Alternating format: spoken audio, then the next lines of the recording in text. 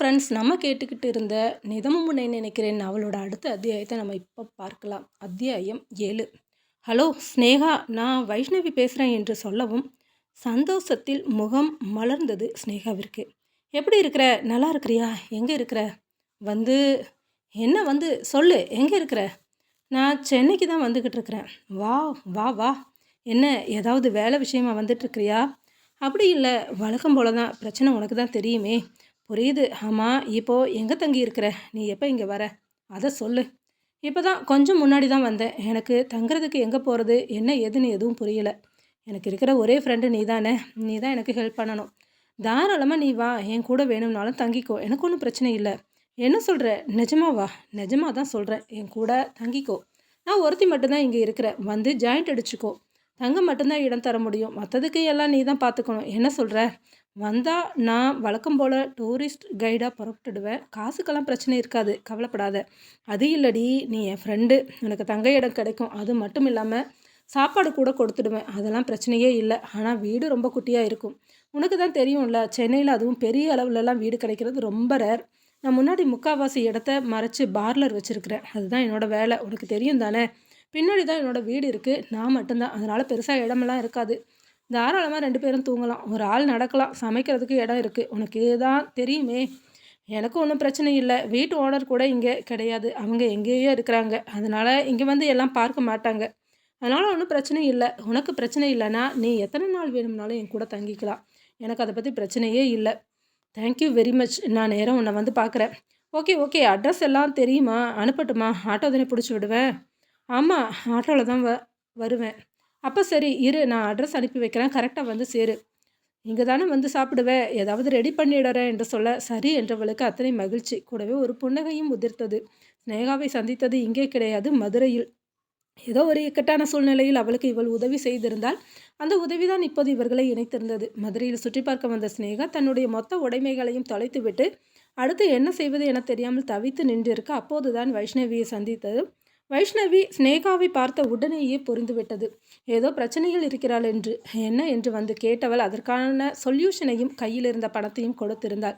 ஒன்றும் பிரச்சனை இல்லை, அவசரமாக தரணும்னு அவசியமும் இல்லை. இப்போதைக்கு இந்த பிரச்சனையிலிருந்து மீண்டு வாங்க, ஊருக்கு போயிட்டு பொறுமையாக அனுப்பினா போதும் என்று சொல்ல ஊருக்கு சென்றவள் ஏற்கனவே இவளிடம் வாங்கி இருந்த மொபைல் நம்பருக்கு பணத்தை திருப்பி கொடுத்திருந்தால். அதன் பிறகு அடிக்கடி இருவருமே பேசிக்கொண்டிருக்க ஒரு கடத்தில் நல்ல நண்பர்களாக நெருங்கி இருந்தனர். இப்போது இங்கே வந்த உடனேயே இவளை அழைத்து கூட உதவி கேட்கத்தான், அருகில் எங்கேயாவது இடம் பார்த்து தங்க ஏற்பாடு செய்ய முடியுமா என கேட்பதற்காகத்தான் அழைத்தது. ஆனால் ஸ்னேகாவோ தன்னுடைய இடத்திலேயே தங்கிக்கொள் என்று சொல்ல இவளுக்குமே அதுவே சரியாக தோன்றியது. நேராக அங்கே வந்திருந்தாள். அத்தியாயம் 8. ஸ்னேகா, நாள் ஃபுல்லாக சுற்றிட்டேன், ஒன்றுமே யூஸ் இல்லை, பிரயோஜனம் இல்லை, மனசு ரொம்ப வலிக்குது. வைஷு, உன்கிட்ட என்ன சொல்கிறதுன்னு தெரியல. நீ ஏதாவது ஒரு புராதனத்தை பற்றி சொன்னால் ஓகே. இங்கே சென்னையில் அதுவும் மெரினாவை சுற்றி காட்டி போனால் அங்கே யார் டூரிஸ்ட் கைடு வராங்க? மேக்ஸிமம் அக்கம் பக்கத்தில் இருக்கிறவங்க டைம் பாஸ் பண்ணுறதுக்கு தான் அங்கே வராங்க. நீ சூஸ் பண்ணின வேலையே தப்பு. அப்புறமா எப்படி நீ இதில் சக்ஸஸ் ஆக முடியும்? அப்படியா, தப்புன்னு சொல்கிறியா? இங்கேருந்து பாண்டிச்சேரிக்கு போகலாமா? சரியாக போச்சு, இங்கேருந்து பாண்டிச்சேரிக்கு எவ்வளோ தூரம்? டெய்லி 2-3 மணி நேரம் பிரயாணம் பண்ணணும். அப்புறமா நீ அங்கே சுற்றி காட்டி பணம் கிடச்சா போச்சு, இல்லாட்டி அந்த நாளே நஷ்டம்தான். இப்போ என்ன தான் பண்ணுறது? ஏதாவது சொல்லு ஸ்னேகா. என்ன சொல்கிறது? நீ வேலையை தான் மாற்றணும். இங்கே டூரிஸ்ட் கைடாக சுற்றி காட்ட எந்த இடமும் பெருசாக இல்லை. அப்படியே வந்தாலும் கூட சென்னை மக்களை பொதுவாக வெளியூர்காரங்க நம்புறதும் இல்லை. இது ஒரு பரபரப்பான உலகம், இது வேறு உலகமும் கூட. உனக்கு தான் தெரியும்ல, எல்லோருமே பரபரன்னு அவங்கவுங்க வேலையை தான் பார்த்துக்கிட்டு இருப்பாங்க. இங்கே உதவியெல்லாம் செய்கிறதுக்கு யாருமே இல்லை. அப்படியே ஒருத்தரை நம்புறதும் கூட ரேர் தான். அதனால் நீ இதுபோல் வேலையை யோசிக்காத. நிச்சயமாக பணம் கிடைக்க வாய்ப்பில்லை. அப்போ நான் என்ன தான் செய்கிறது? ஏதாவது வேலை செஞ்சால் தானே 3 வேளையும் சாப்பிட முடியும். உடனே வேலைக்கு போகணும் அப்படின்னு யார் சொன்னாங்க? என் வீட்டுக்கு வந்திருக்கிற, என் வீட்டில் விருந்தாளியாக ஒரு மாதம் தங்க என்ன பிரச்சனையா உனக்கு? இத்தனை நாள் ஓடி ஓடி வேலை தானே செஞ்சேன். ஸ்னேகா ப்ளீஸ் விளையாடாத, புரிஞ்சுக்கோ. எனக்கு வேலை உடனே வேணும். அப்படி இல்லைன்னா நான் இங்கேருந்து சீக்கிரமாகவே கிளம்பி போயாகணும். இதை பாரு, ஊராக எத்தனை நாளைக்கு தான் சுற்றிக்கிட்டு இருப்பேன்? உன் அப்பா எங்கே இருக்கிறாருன்னு இது வரைக்கும் உனக்கு தெரியல. அவர் உனக்கு இன்னும் ஃபோன் பண்ணி சொல்லவே இல்லைன்னு சொல்கிறேன். அப்புறமா என்ன தான் செய்யலான்னு இருக்கிற? நீ உன் அப்பா கிட்ட சொல்லி இருப்பல்ல, அடுத்து எந்த ஊருக்கு போகலாம் அப்படின்னு எப்போவாவது பேசியிருப்பீங்க தானே? அதெல்லாம் பேசினோம். அடுத்ததாக சென்னைக்கு தான் வரதா 2 பேரும் பேசிக்கிட்டு இருந்தோம். அப்புறம் என்ன, அவர் இங்கே தான் இருப்பார். அவர் உன்னை காண்டாக்ட் பண்ணுற வரைக்குமாவது இங்கேயே இரு, பிறகு ஏதாவது ஒரு முடிவு எடுப்பியா? எனக்கு தெரியல ஸ்னேகா, ரொம்ப பயமாக இருக்குது எதிர்காலத்தை நினச்சா. ஏதோ ஒரு சூழலில் சிக்கிக்கிட்டு இருக்கிற மாதிரி இருக்குது. இந்த பிரச்சனையிலேருந்து எல்லாம் எப்போ தான் வெளியே வருவேனோ தெரியல. இதை பாரு, தெரிஞ்சோ தெரியாமலோ ஏதோ ஒரு விதத்தில் பிரச்சனையில் சிக்கிக்கிட்டீங்க. எப்படியாவது வெளியே வந்துடலாம். இதுவே என்றைக்கும் தொடர்கதையாக இருக்காது. எல்லாத்துக்கும் முடிவுன்னு ஒன்று இருக்குல்ல. எல்லாமே மாறும், நம்பு. சரி, அது போகட்டும். நான் உங்ககிட்ட ஒரு விஷயம் சொல்லணும்னு நினச்சேன். உன்னோட மூடை கலர்ஃபுல்லாக ஆக்க என்கிட்ட ஒரு ஐடியா இருக்குது. என்ன ஐடியா? பக்கத்தில் புதுசாக மால் ஒன்று ஓப்பன் பண்ணினாங்க. எந்த வருஷத்தில்? அது ஓப்பன் பண்ணி 5 வருஷத்துக்கு மேலே ஆச்சு. அப்போ அது புது மாலா? பொய் சொல்கிறியா நீ? சரி சரி, அது பழைய மால் தான், இல்லைன்னு சொல்லலை. அங்கே நீயும் நானும் ஏன் சுற்றி பார்த்துட்டு வரக்கூடாது? இப்போ அங்கே போய் என்ன செய்கிறது? சும்மா சுற்றி பார்க்குறதுக்கெல்லாம் போர். நான் வரமாட்டேன் ஸ்னேகா. சும்மா இதையே சொல்லாத. என்கிட்ட நிறைய டிஸ்கவுண்ட் இருக்குது. ஃப்ரெண்டு ஒருத்தி போன வாரம் அங்கே போய் ஒரு துணிக்கடையில் ட்ரெஸ் வாங்கியிருக்கிறா. அதுக்காக 200 ரூபா கூப்பன் கொடுத்துருக்குறாங்க. அதே மாதிரி இன்னும் 2-3 கூப்பன்லாம் இருக்குது. என்கிட்ட ஒரு 1000 ரூபாய் இருக்குது. அப்படியே சுற்றி பார்த்துட்டு அந்த கூப்பனையும் கொடுத்துட்டு ஏதாவது வாங்க முடியும்னா வாங்கிட்டு வரலாம். என்ன சொல்கிற? அப்படியா? அப்படியே தான் வா. அது மட்டும் இல்லை, சாப்பிட்றதுக்கு கூட ஒரு கடையில் டோக்கன் கொடுத்துருக்குறாங்க. பாதி தள்ளுபடி. ஜஸ்ட் ஒரு 100 ரூபாய் கொடுத்தோம்னா 2 பேரும் வயிறார இன்றைக்கி சாப்பிட்டுட்டு வரலாம். நல்ல சாப்பாடாக சாப்பிட்டுட்டு வரலாம். 100 ரூபாய்க்கு சாப்பாடு கொடுக்குறவன் எப்படி தருவான்? ரொம்ப எல்லாம் நல்லா இருக்காது. நீ சும்மா இதையாவது சொல்லி கதை சொல்லிக்கிட்டு இருக்காத. வயசு சும்மா எல்லாமே எல்லாத்துக்கும் குறை சொல்லிக்கிட்டு இருக்காத. இப்போ நீ என்ன செய்கிற? கிளம்புற, புரிஞ்சுதா? எந்த சாக்கு போக்கும் சொல்லக்கூடாது. இன்றைக்கி நம்ம ஜாலியாக சுற்றிட்டு வரோம். ஸ்னேகா, கொஞ்சம் யோசிக்க விட. எனக்கு ஒரே குழப்பமாக இருக்குது. எனக்கு வர இஷ்டம் இல்லை. சும்மா இதையெல்லாம் சொல்லாத. இதெல்லாம் சகஜமாக நடக்கிறது தான். நான் இங்கே தானே இருக்கிறேன். உனக்கு என்ன பிரச்சனையா? தங்குறதுக்கு இடம் இருக்குது. 3 வேளை சாப்பாடு நான் போடுறேன்னு சொல்லிட்டேன். அதை தாண்டி எதுக்காக யோசிக்கிறேன்? வா, கொஞ்சம் என்டர்டெயின்மெண்ட் வேணும். இதுதான் பிரச்சனைன்னு சொல்லிட்டல்ல. திரும்பவும் அதை பற்றி யோசிச்சேன்னா என்ன அர்த்தம்? இன்றைக்கி நைட் வீட்டுக்கு வந்தால் போதும். தூங்குறதுக்கு வந்தால் போதும். என்ன சொல்கிற? சரி, நீ முடிவு பண்ணிட்ட. மறவா போகிற? கிளம்பலாம் வா என்று இருவரும் புறப்பட்டனர்.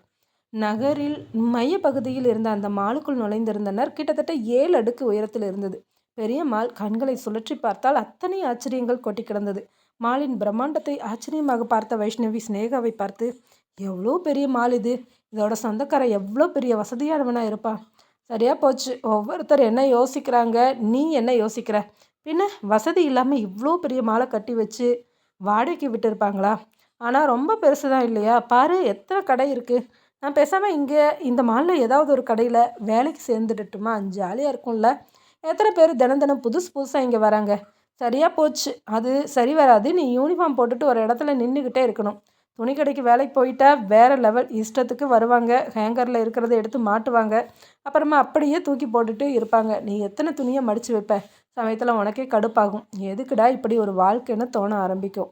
இந்த பார்லர் வைக்கிறதுக்கு முன்னாடி கொஞ்ச நாள் அந்த மாதிரி வேலை செஞ்சுக்கிட்டு இருந்தேன். அதுக்கப்புறம் தான் இதெல்லாம் நமக்கு செட் ஆகாதுன்னு சொல்லி பார்லர் தொடங்கலாம்னு முடிவு பண்ணி அது சம்மந்தமாக கோர்ஸ் முடித்தேன்.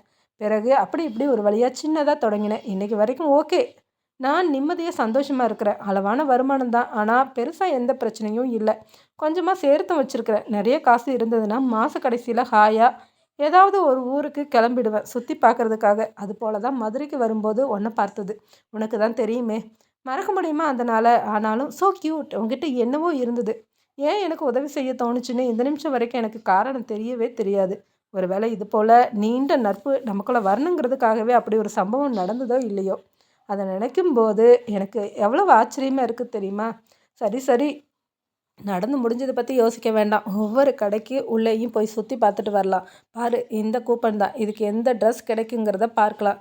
இல்லைன்னா கிளம்பிடலாம். என்ன சொல்கிறேன் என்று அங்கிருந்த துணிக்கடைக்குள் அழைத்து செல்ல அங்கேயும் நிறைய உடைகள் கொட்டி கிடந்தது. எல்லாமே காம்போ ஆஃபர் என்று அங்கங்கே தொங்க விட்டிருக்க பார்க்க ஆரம்பித்தாள் வைஷ்ணவி. என்னடி, உனக்கு ஏதாவது பிடிச்சிருக்குதுன்னா பார்த்து எடுத்துக்கோ. நான் எதுவும் சொல்ல மாட்டேன். காசு என்கிட்ட இருக்குது.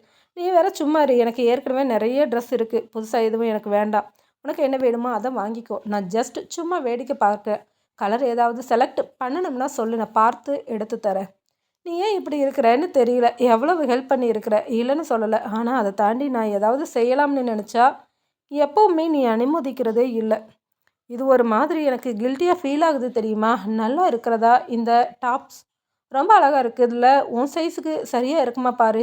ஏய், எனக்கு வேண்டாம். ஏற்கனவே சொல்லியிருக்கிறேன். என்கிட்ட நிறைய ட்ரெஸ் இருக்குது. இருக்கிற ட்ரெஸ்ஸே போதும். இங்கே நிறைய இருக்குது. 7-8 இருக்குமா? பொதுவாக உனக்கு ட்ரெஸ்ஸிங் சென்ஸில் எல்லாம் ஆர்வம் இல்லை, அது எனக்கு நல்லாவே தெரியுது.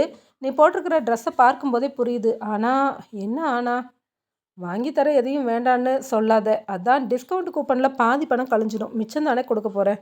ஸ்னேகா ப்ளீஸ். அதை நான் சொல்கிறேன் வைஷ்ணவி, ப்ளீஸ் எதுவும் சொல்லாத. இன்னைக்கு என்னோட ட்ரீட். நீ வேணும்னா ஒன்று செய்.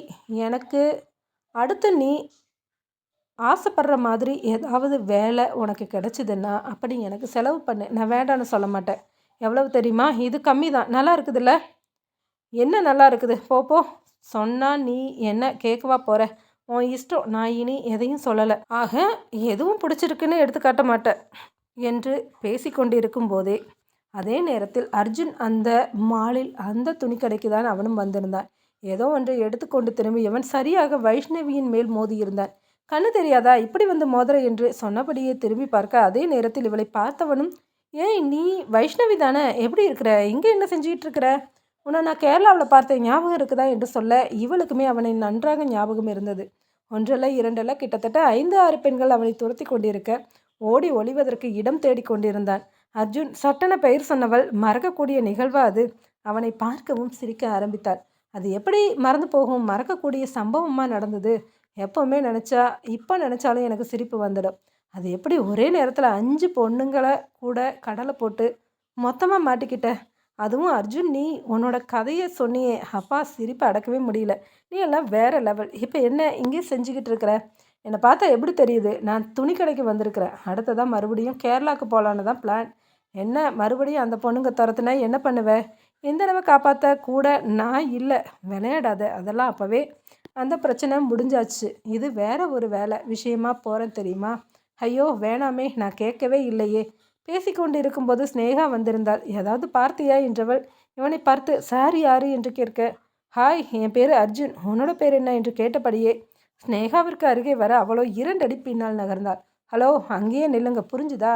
என்ன வைஷ்ணவி, கிளம்பலாமா என்று வைஷ்ணவியை பார்த்து கடிந்து கொள்ள, ஓகே சரி பாருங்க, நான் கிளம்புறேன், மறுபடியும் பார்க்கலாம், பை வைஷு என்று சொன்னபடி நகர, என்னடி பார்த்தாலே பொறுக்கி மாதிரி இருக்கிற, அவனை பார்த்தா நல்லாவே தெரியுது, அவன்கிட்ட போய் பேசிக்கிட்டு இருக்கிற. ஐயோ ஸ்னேகா, அவன் அப்படியெல்லாம் கிடையவே கிடையாது. ரொம்ப ரொம்ப நல்ல பையன். பார்க்க தான் அப்படி தெரியுமா, மற்றபடி ஒன்றும் கிடையாது. நீ நினைக்கிற மாதிரி எல்லாம் இல்லை. உனக்கு எல்லாருமே நல்லவங்க தான். உனக்கு சொன்னாலும் புரியாது. ஒருத்தவங்களை பார்த்த உடனே புரிஞ்சுக்கணும், தெரியாது? நீ என்னைக்கு தான் இவன் சரியில்லைன்னு சொல்லியிருக்கிற? சரி நீ வா. இந்த மாதிரி ஆளுங்கக்கிட்ட கொஞ்சம் விலகியே இரு. பார்த்தாலே பக்கா பொறுக்கி மாதிரி இருக்கிறான். பெரிய வார்த்தையெல்லாம் சொல்லாத. ஓகே நான் இதை சொல்லலை. நீ இந்த மாதிரி யார்கிட்டையும் பேசாத, சரியா? பாரு, விட்டால் மேலே வந்து மோதுவான் போல இருக்குது. சரி இனியெல்லாம் பார்க்க மாட்டேன். மறுபடியும் இது போல் சந்தர்ப்பம் அமையாது. வா போகலாம் என்று சொன்னபடியே நகர்ந்தாள் வைஷு.